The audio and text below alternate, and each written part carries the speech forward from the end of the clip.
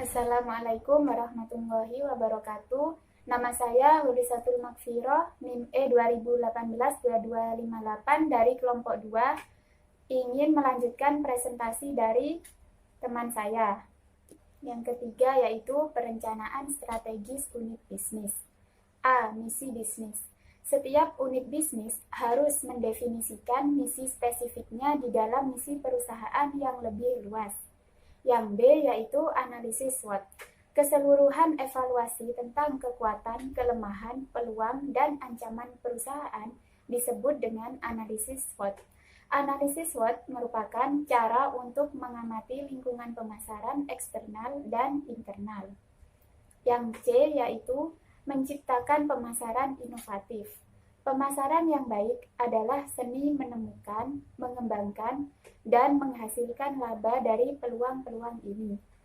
Peluang pemasaran atau marketing opportunity adalah wilayah kebutuhan dan minat pembeli, di mana perusahaan mempunyai probabilitas tinggi untuk memuaskan kebutuhan tersebut dengan menguntungkan. Yang D yaitu formulasi tujuan. Setelah melakukan analisis SWOT, perusahaan dapat terus mengembangkan tujuan khusus untuk periode perencanaan. Tahap proses ini disebut formulasi tujuan atau goal formulation. Tujuan unit harus memenuhi 4 kriteria. Yang pertama yaitu tujuan harus diatur berurutan mulai dari yang paling penting sampai yang paling tidak penting. Yang kedua, sebisa mungkin tujuan harus bersifat kuantitatif. Yang ketiga, tujuan harus realistis. Dan yang terakhir, tujuan harus konsisten. Selanjutnya yang E, formulasi strategis. Tujuan atau goal mengindikasikan apa yang ingin dicapai oleh unit bisnis. Sedangkan strategi adalah rencana permainan kita untuk sampai ke sana. Setiap bisnis harus merancang sebuah strategi untuk mencapai tujuannya. Aliansi strategis dibagi menjadi 4 kategori. Yang pertama, aliansi produk atau jasa.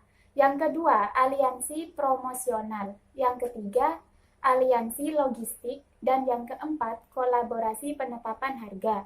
Yang F yaitu formulasi dan implementasi program.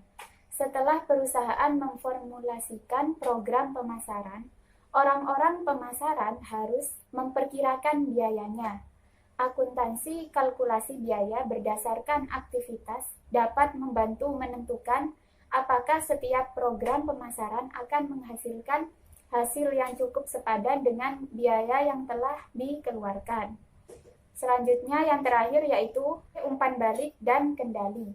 Penyesuaian strategis perusahaan dengan lingkungan akan sangat terganggu karena lingkungan pasar berubah lebih cepat daripada 7S perusahaan. Maka perusahaan dapat tetap efisien sementara mereka kehilangan efektivitas. Sekian presentasi dari kelompok kami. Wassalamualaikum warahmatullahi wabarakatuh.